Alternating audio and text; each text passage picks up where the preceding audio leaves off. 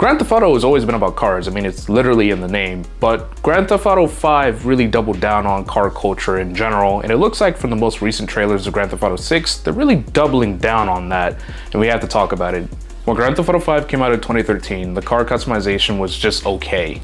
Nothing crazy and nothing to write home about. You had Los Santos customs and you could swap out bumpers, respray your car, maybe throw in some tinted windows. It was a step up from what came before, but it was surface level stuff. You weren't really a car person in Grand Theft Auto 5. You're a criminal who happened to drive cars and maybe have a collection of them. But Grand Theft Auto Online grew faster than most people even expected, and cars became an integral part of the online experience. All of a sudden, what kind of car you had mattered. And even better, car culture was forming. People were joining servers full of people just hosting car meets. And for once in Grand Theft Auto's history, people were actually judging you based off of the car that you had and how you customized it, a lot like in real life. The real turning point was the Lowriders update in 2015, and specifically the introduction of Benny's Original Motorworks. This wasn't just a new mod shop. This was Rockstar saying, okay, we actually need to give our players something that they've been asking for. Benny's lets you do a lot of custom conversions on select vehicles. Hydraulics and air suspension on your car, custom interiors, stereos, engine bays, and seats. And in a lot of ways, this wasn't just an update. This was a love letter to a specific car scene, the lowrider culture of Los Angeles. And we ate it up. For the first time, your car in Grand Theft Auto Online felt like your car. You could spend hours in that garage and then walk away with something that felt genuinely personal. Then came the import-export update in 2016, which turned source and deliver car missions into a whole economy. And with that, Southern San Andreas updated its roster for the first time in a very long time of actual cars that we will want to drive. Then, the best one of all of them, the Los Santos Tuners update in 2021. This was probably the biggest car-focused drop the game ever got, and a whole underground car meet scene was just built into the game. Tuning, racing, challenges, and a community hub built around car culture specifically. At that point, Rockstar wasn't just adding cars to the game, they were building and acknowledging a community within its own game, specifically for people who love cars. And the message was clear.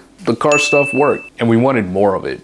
I think even Rockstar acknowledged that the Tuners update was one of the biggest launches they ever had with any update in Grand Theft Auto 5. And if you can only imagine if they've done that sooner, or like just expanded upon the car stuff a lot sooner, how big Grand Theft Auto 5 might have actually become, or well, bigger. Now let's talk about Grand Theft Auto 6. Because from the moment trailer 1 dropped, it was obvious something was different about how Rockstar was presenting vehicles. The sheer variety on screen was staggering. In just a few minutes of footage, we're seeing supercars, classic muscle, lowriders, and lifted trucks. They even have a scene in one of the trailers where there's a bison pickup truck doing a literal Fast and Furious stunt, which for a lot of people who love cars, it made us smile. The car world of Vice City feels lived in a way that Los Santos never quite did. But what really stands out is the detail. The GTA Wiki has already documented that GTA 6 cars feature richer interiors than anything we've seen in the series.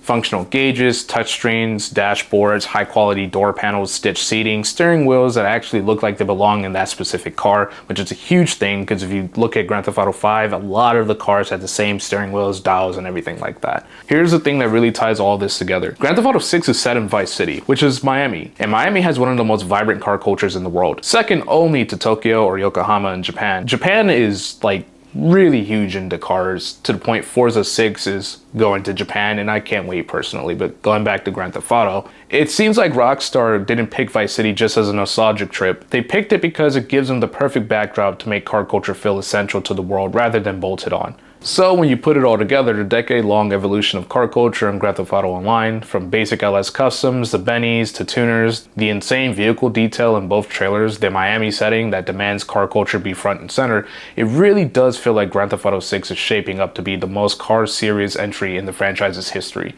The world looks like it was built around cars, not just filled with them this time. And that's a huge difference. If you ever wanted a Grand Theft Auto game that actually respects the car side of things, the culture, the community, the craft of a good build, this might finally be it. Grand Theft Auto 6 comes out November 19th of this year. And personally, as a car guy, I can't wait to play it. But hey, that's the end of the video. Let me know your thoughts down below in the comment section on whether or not you like to see more car stuff in Grand Theft Auto 6. You guys make some really good points, and it's really fun engaging with you all. If you liked the video, go ahead and give it a like and subscribe. And until next time. See you.